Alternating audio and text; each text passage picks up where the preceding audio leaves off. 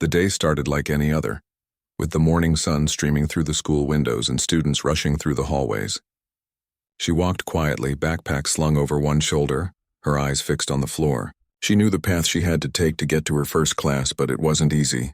Every step felt heavier than the last because she could feel the whispers, the stares, and the laughter aimed in her direction. It wasn't new to her.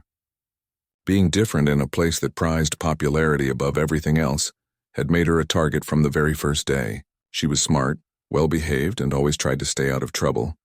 But that only seemed to make her an easier target. They called her names, mean, hurtful names that cut deeper than any punch ever could. Today it was charcoal. She had learned to hear it without reacting, to swallow the words and move on, but it never got easier. As she walked down the crowded hallway, a group of students blocked her path. They were the usual suspects, the ones who thought power meant making others feel small. Their smirks and sneers were familiar, but the anger in her chest grew every time she saw them. She slowed down, hoping to find a way around, but it was too late. They had already noticed her. "Hey, Charcoal," one of them called out, his voice loud enough for everyone nearby to hear. A few others laughed, egging him on. She felt her stomach twist. She hated the sound of her nickname coming from their mouths. It was not just a word. It was a weapon they used to remind her that she didn't belong, that she was different, and that difference made her weak in their eyes. She kept walking, her head down, hoping to pass them without incident, but they stepped in her path, closing the small space between her and the lockers. The hallway suddenly felt smaller, suffocating, as if the walls themselves were pressing in on her. She could hear the laughter and whispers behind her, and she knew that even if she ran, they would follow. "Why so quiet, Charcoal?" Another voice sneered. "Don't you have anything to say for yourself?" She swallowed hard, forcing herself not to respond. Any word she said could be twisted into something that would make her look weaker. She had learned that much. She had also learned to pick her battles carefully. This wasn't the time to fight back, not with them surrounding her and the crowd growing. A couple of other students watched from a distance, unsure whether to step in or pretend they hadn't seen anything. She noticed their hesitation and felt a flicker of frustration. Why didn't anyone ever help? She wasn't asking for pity. She just wanted someone to stand up with her even in silence. But people were afraid, and fear always gave the bullies power. One of them shoved her lightly, just enough to make her stumble. It wasn't hard, but it was enough to make her heart race. She clenched her fists, taking a deep breath to calm herself. She had been pushed before, and every time she learned something new about herself. She learned that fear could be faced, that anger could be controlled, and that silence could be a weapon when used wisely. "Watch it," she said softly, but there was steel in her voice. It was the first time she had spoken up in weeks, and the sound of it surprised even her. The bullies laughed, thinking she was scared, thinking she was weak. But she wasn't. Not really. She stepped aside and moved toward her locker, pretending to fumble with her combination. Every second counted, and she was trying to act natural, like nothing was wrong. But inside her mind raced. She remembered every insult, every shove, every cruel joke they had made at her expense. She remembered the times she had wanted to cry but couldn't. The times she had wanted to fight but didn't. All of it built up inside her, a quiet storm waiting to explode. Her fingers touched the cool metal of the locker, and she took another deep breath. She told herself that she was stronger than their words, that she was smart, capable, and worthy of respect. She told herself that one day they would regret underestimating her. But for now, she had to survive the hallway, get to class, and make it through the day without letting them see her break. The bell rang, signaling the end of the morning period. Students poured into the hallways, making it easier to slip past the bullies. She moved quickly, weaving through the crowd, her heart still pounding. She felt the weight of their stares but refused to look back. She couldn't give them the satisfaction. When she finally reached her classroom, she sank into her seat, trying to steady her breathing. Her hands were still shaking and her mind was spinning. She felt a mix of relief and lingering anger. Relief that she had made it without a scene, and anger that they thought they could control her so easily. Her teacher noticed her unease and gave her a small, understanding nod. She appreciated that silent acknowledgement, that small gesture of support. It didn't fix everything, but it reminded her that not everyone was blind to the cruelty around them. Throughout the day, she replayed the morning in her mind.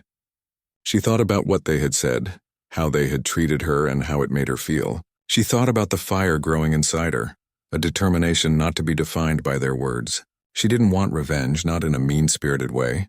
She wanted justice, respect, and the chance to show them that she was more than the name they called her.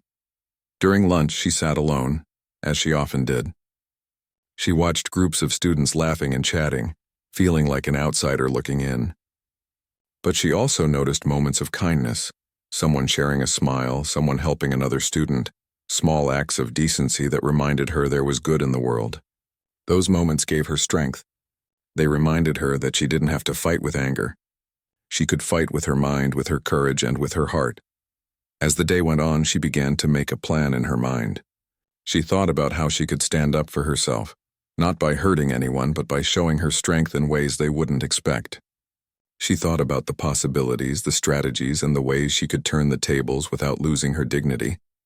By the time the final bell rang, she felt a strange mix of exhaustion and empowerment. She had survived another day, endured the cruelty without breaking, and started to see a path forward. The hallway no longer felt like a place of fear. It felt like a challenge, one she was determined to face. She walked out of the classroom, backpack slung over her shoulder, her steps steady and sure. The bullies were nowhere in sight, but she knew they were still there somewhere, waiting. And she knew that next time she wouldn't just walk past them. Next time she would be ready to show them that she was stronger than their words, smarter than their tricks, and braver than they ever imagined. That evening at home, she sat at her desk and wrote in her journal. She wrote about the day, about the fear, the anger, and the moments of quiet strength. She wrote about the future, about the plan forming in her mind. She wrote about herself not as a victim, but as a fighter, someone who could rise above the cruelty and emerge stronger. And as she wrote, she felt a sense of peace mixed with determination. She knew that the lesson she would teach the bullies was coming, and when it did, it would be unforgettable. The next day felt heavier than the last. She woke up with a tight feeling in her chest, knowing she would face the same hallway, the same students, and the same insults. But something inside her had changed. The events of yesterday had lit a fire in her heart. She wasn't going to be invisible anymore. Not to them, not to herself. Walking to school, she held her head high even though her stomach twisted with anxiety. The streets were busy with kids walking in groups, talking loudly and laughing. She kept her pace steady, her eyes forward and her hands gripping the straps of her backpack.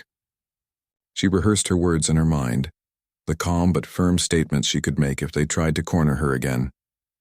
As she entered the school, the usual chaos of the hallway surrounded her. Lockers slammed, voices shouted, and students rushed past. She spotted the group of bullies almost immediately. They were leaning against lockers, smirking, whispering to each other. They had probably already noticed her, and she felt a familiar tension coil in her stomach. One of them stepped forward. "Well, look who it is. Charcoal," he said with a grin, making sure everyone around could hear. The others laughed, the sound echoing off the walls. She took a deep breath, reminding herself that she didn't need to respond with anger. Anger was what they wanted. They thrived on it. "Good morning," she said calmly, her voice soft but steady. Her tone was unexpected. The group blinked at her as if they weren't sure what to do with this response. One of them chuckled awkwardly, trying to regain control of the situation. "Why are you so quiet today?" Another sneered, pushing slightly against her shoulder. She didn't flinch. Instead, she stepped back, just out of reach, and smiled faintly. It wasn't a mocking smile, it was a controlled one, full of quiet confidence. It unsettled them. They weren't used to seeing her act this way. They expected fear, tears, maybe even a quick retort, but never this. The crowd around them started to notice the tension. Some students stopped in the hall to watch, sensing that something different was happening. A few glanced at her with curiosity, others with sympathy, but none moved forward. Fear had a strong hold in the school, and no one wanted to be caught in the crossfire. The bully who had shoved her yesterday stepped closer. "You think you can just ignore us?" he said, his tone sharper now, trying to reassert dominance. She stood her ground, her eyes steady, her voice calm. "I don't ignore anyone," she said. "I just don't waste my energy on people who don't matter." The words hung in the air. Some students murmured to each other, impressed. The bullies looked taken aback. No one had ever spoken to them like that before. They weren't sure how to respond.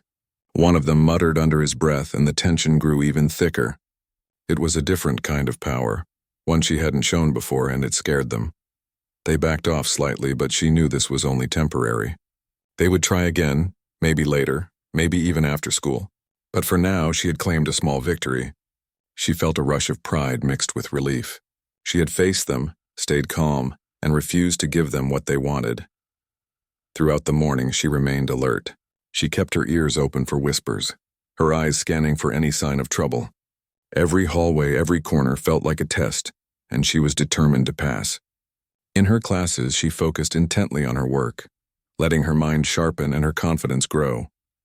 Each question she answered correctly, each problem she solved, was a small reminder of her intelligence and her strength. During lunch, she sat at the edge of the cafeteria, quietly eating while watching others. The bullies were at a table across the room, still smirking and laughing, but their focus was divided. Something had changed. She wasn't sure if they fully understood it yet, but she could feel the shift in energy. She had planted a seed of uncertainty in them, and that made her feel powerful. She thought about the plan forming in her mind. It wasn't about revenge. It was about showing them the consequences of their actions in a way that would be unforgettable and fair. She wanted to make them understand that cruelty has limits, and that strength comes from courage, intelligence, and dignity, not from tearing others down. After lunch, she wandered the library, pretending to look for books but really just gathering her thoughts. She jotted down notes in a small notebook, ideas for how she could respond to the bullies without stooping to their level. She considered involving teachers subtly, documenting incidents and using her knowledge and wit to expose their behavior. Every detail mattered. Planning carefully was her weapon. In the afternoon, the bullies tried again. One cornered her near the lockers, smirking. "So, charcoal, ready to make a scene today?" he asked. She looked at him steadily, and for the first time, the confidence in her eyes made him pause. "I don't plan to," she said, "but I will make sure everyone knows who you really are." His smirk faltered slightly. No one had ever spoken like that to him before. She walked past him, calm and collected, ignoring the murmurs around her. The other students watched in silence. Something was changing. Fear, embarrassment, and respect were mixing in ways the bullies weren't expecting. By the end of the school day, she felt a mix of exhaustion and satisfaction. She had faced them twice now and had not crumbled. She had learned something important about herself. She could be brave without being reckless, assertive without being cruel, and powerful without being violent. Her mind was her strongest tool, and she was starting to see how to use it. At home that evening, she wrote in her journal again. She detailed the events of the day, her feelings, and the beginnings of her plan. She wrote about the fire inside her, the determination to stand up for herself, and the ways she could make the bullies realize that their actions had consequences. She didn't write out of anger, but out of clarity. Writing helped her organize her thoughts, understand her emotions, and strengthen her resolve. She thought about the future, about the moments when she would face them again, and about the strategy she could use to turn the situation around. She imagined a scenario where the bullies would be confronted with their own behavior, unable to deny what they had done. It wasn't about hurting them physically. It was about showing them the truth and making them accountable. That night, as she closed her notebook and turned off the lamp, she felt a sense of quiet determination. The days ahead would be challenging, but she was ready. She knew the bullies would try again and maybe even harder. But she had learned how to face them with calmness, intelligence, and courage. She had started to reclaim her power piece by piece. As she drifted to sleep, she felt a mixture of fear, anticipation, and excitement. The fire inside her burned brighter than ever, fueled by the knowledge that she was no longer just a target. She was a fighter, a thinker, and someone who refused to be defined by the cruelty of others. The lessons she would teach the bullies were coming, and when they did, they would not be easily forgotten. After facing the bullies twice, she knew she had to be smart about her next steps.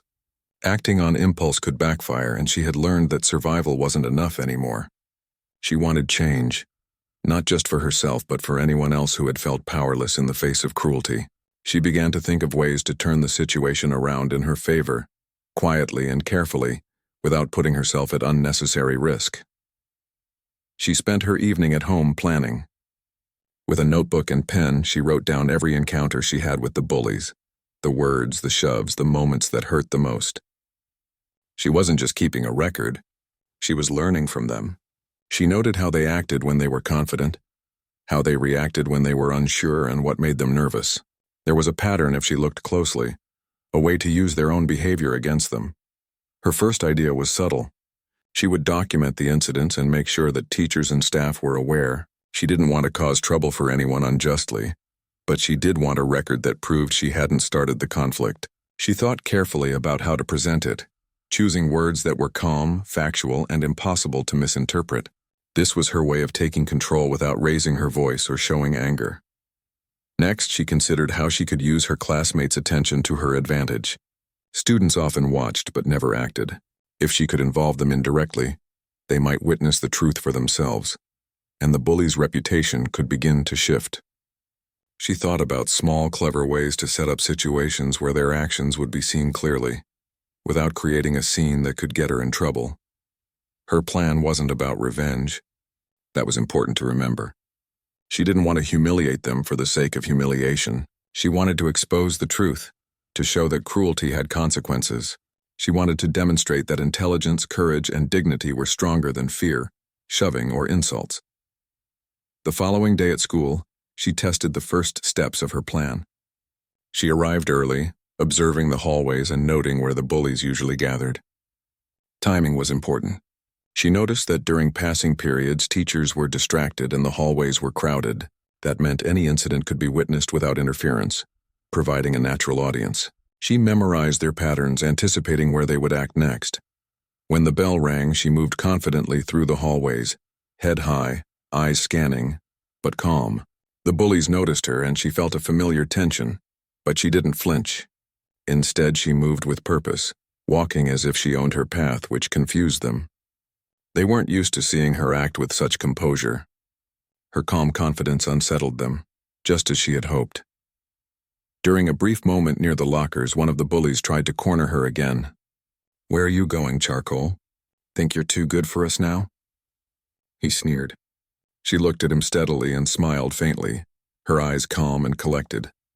"I'm just going where I need to go," she said softly and walked past him undisturbed. The smile was deliberate, just enough to show she was not afraid, but not enough to provoke them. Her movements weren't random. She was leading them subtly into the path where witnesses, other students, would see them if they tried to escalate.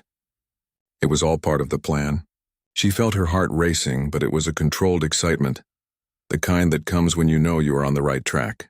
Every step was deliberate, measured, and focused on her goal. By lunchtime, she had started to notice small changes.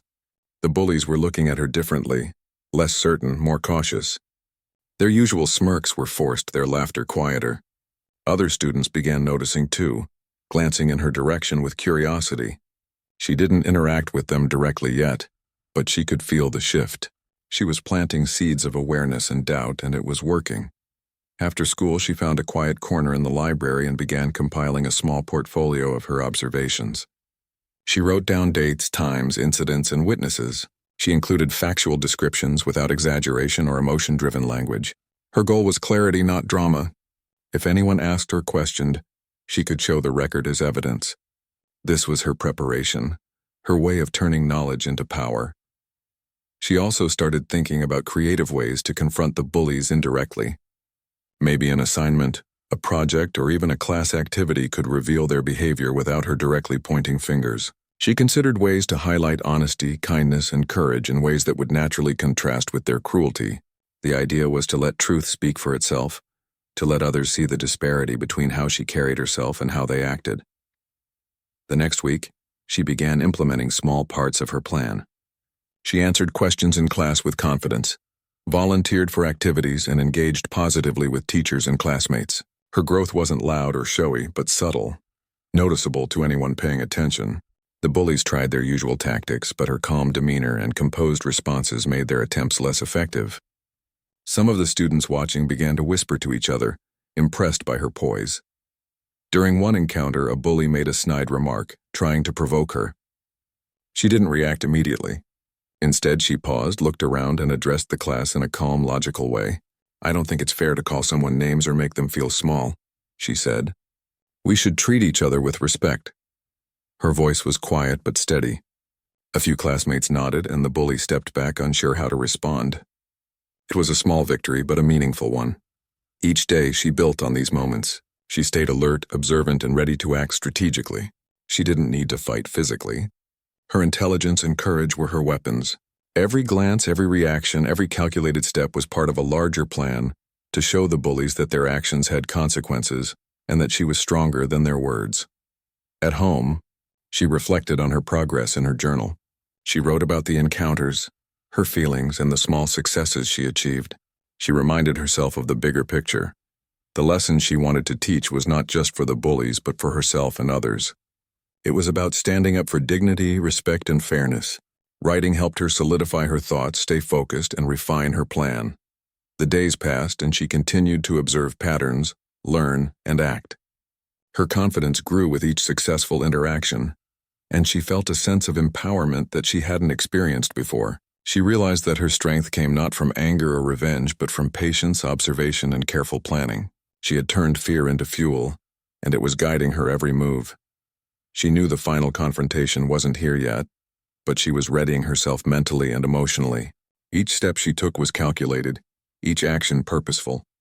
She wasn't just surviving anymore. She was preparing to claim her space, show her power, and demonstrate that cruelty had limits. The bullies' arrogance and ignorance would be their downfall, and she would do it with intelligence and grace. As the week ended, she felt a quiet satisfaction. The bullies were less confident, the classmates more aware, and she was stronger, wiser, and more determined than ever. She had started to see the effects of her plan in subtle shifts around her. This was just the beginning, but it was proof that strategy, courage, and patience could change the course of events. That night, she wrote one last note in her journal before bed. I am ready. I am strong. I will not let them define me. They will learn that cruelty has consequences, and I will show them with my mind, my courage, and my heart. With that thought, she closed her notebook and went to sleep, dreaming not of revenge but of the moment when truth, intelligence, and bravery would shine, and when she would finally take the final step in teaching the lesson the bullies would never forget. The next week at school, she felt a new sense of purpose. Every hallway, every classroom, every glance from a student was an opportunity to observe, plan, and act. She had studied the bullies carefully, and she had noticed the little cracks in their armor, the hesitation, the uncertainty, and the moments when they were unsure of themselves.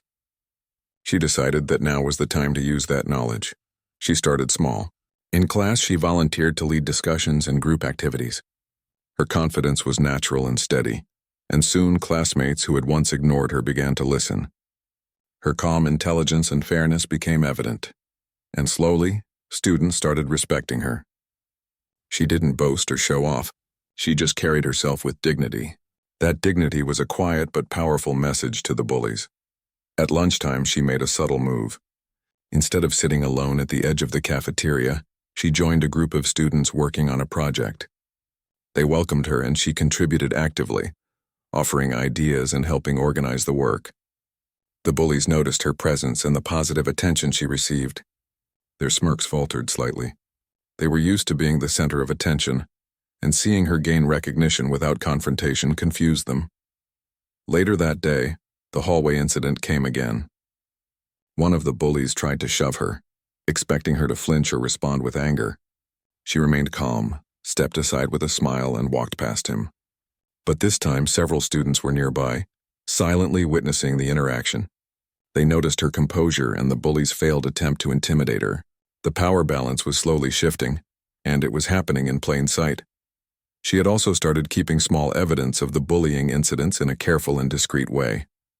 Notes, sketches, and reminders in her notebook served as both personal reassurance and a potential tool to show the truth if needed. She was careful to be factual, never exaggerated, and never vindictive. This discipline reinforced her control over the situation. She began to see patterns in the bullies' behavior. They thrived on immediate reactions, fear, anger, or confusion. By staying calm and strategic, she denied them those reactions. It was frustrating for them, and she could see their confidence waver. They didn't understand how to handle someone who refused to be manipulated or intimidated. Each calculated move she made chipped away at their arrogance. One afternoon, a teacher announced a group project that required students to work in pairs and present their findings to the class. She volunteered for the first slot, pairing herself with someone who was known to be shy and overlooked. Together, they worked efficiently and harmoniously. The presentation was impressive, demonstrating clarity, teamwork, and intelligence. When the bullies saw this, a few other students began whispering about how capable she was, further reducing the social influence the bullies had relied on. It wasn't all easy. There were moments of doubt. She sometimes wondered if her careful planning would backfire, or if someone would misinterpret her intentions. She had to manage her own anxiety while remaining strategic, but each success, each small victory reinforced her determination. She realized that courage wasn't the absence of fear, but the choice to act despite it. At home, she continued writing in her journal, documenting every incident, every observation, and every strategic move. She wrote about the changes she noticed in her classmates' reactions, the subtle hesitations in the bullies, and the moments when her plan seemed to be working. Writing became a form of reflection, helping her refine her approach and maintain focus on her ultimate goal. One day, as she walked through the hallways, she overheard one of the bullies whispering to another, trying to plan some kind of intimidation tactic. She smiled quietly to herself. She had expected this, and she had already thought of ways to counter it. The awareness that she could anticipate their moves gave her a deep sense of control and calm. Her approach was beginning to influence others around her. Students who had been silent observers started to quietly support her through small gestures, smiles, nods, and brief conversations. She didn't ask for attention or validation, but the respect she earned from these peers strengthened her position. It became increasingly difficult for the bullies to act without witnesses or pushback. A major turning point came during a group discussion in the classroom. One of the bullies tried to mock her answer to a question. Instead of reacting angrily, she calmly corrected the misinformation, provided a clear explanation, and invited the class to consider the facts. The teacher nodded in agreement, and a few students acknowledged her reasoning. The bully's attempt to embarrass her had failed publicly. This incident made the rest of the class more aware of her intelligence and fairness. The bullies started to feel isolated. They were no longer the dominant figures they once were. The power they had relied on, the fear of others, was diminishing. They tried other tactics, whispering insults, ignoring her, or attempting to provoke her in subtle ways. She handled each situation with patience and calmness, maintaining her dignity and composure. The gradual unraveling of their influence was happening quietly but decisively. She also took care to maintain her own emotional health. Meditation, journaling, and small moments of reflection helped her stay grounded. She knew that patience and clarity were essential to her success. She couldn't afford to act impulsively or let frustration dictate her decisions. By controlling her emotions, she controlled the power the bullies could exert over her. By the end of the week, the atmosphere around her had changed noticeably. Students were more aware of the bullying and more willing to support her indirectly. The bullies were cautious, no longer acting with the same confidence they once had, and she had become a quiet leader, someone who inspired respect not through force or confrontation, but through intelligence, composure, and courage. At home that night, she reflected on the progress. She knew the final step of her plan was approaching. Her strategy had worked so far, and she had gained the confidence, awareness, and support needed for the next phase. She wrote down her thoughts carefully, planning how she would reveal the consequences of the bully's actions in a way that was undeniable and fair. She thought about the lessons she wanted to teach, not just to the bullies but to everyone who had witnessed or experienced injustice. The goal was not humiliation but accountability. She wanted the truth to be clear, visible, and unavoidable. And she knew that when the time came, her careful planning, patience, and courage would ensure that the lesson was learned effectively. As she closed her notebook and got ready for bed, she felt a quiet strength. She had faced fear, endured cruelty, and planned her path carefully. She had turned observation into strategy, patience into power, and fear into determination. The final confrontation was coming, and she was ready. When it happened, it would not be with anger or malice, but with clarity, intelligence, and courage that could not be ignored or denied. The final week of school before the long break had arrived, and she felt a mix of anticipation and focus. She had spent weeks preparing for this moment, the culmination of her careful planning, patience, and courage. Every detail she had observed, every interaction she had endured, and every small victory had led to this point. She was ready to show the bullies and everyone else the consequences of cruelty, but in a way that reflected her strength, intelligence, and dignity. The day started like any other, with students rushing through hallways and teachers trying to maintain order. She walked with her usual calm and confidence, backpack on her shoulder, eyes scanning the crowd. The bullies were already present, whispering to each other and smirking. They had no idea what she had been planning, and that gave her a quiet satisfaction.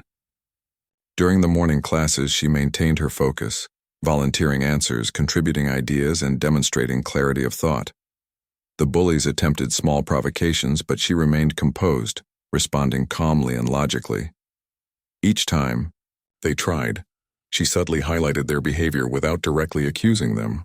Classmates began noticing, their attention shifting from the bullies' antics to her calm intelligence and reasoned responses. Lunchtime was the moment she had been waiting for.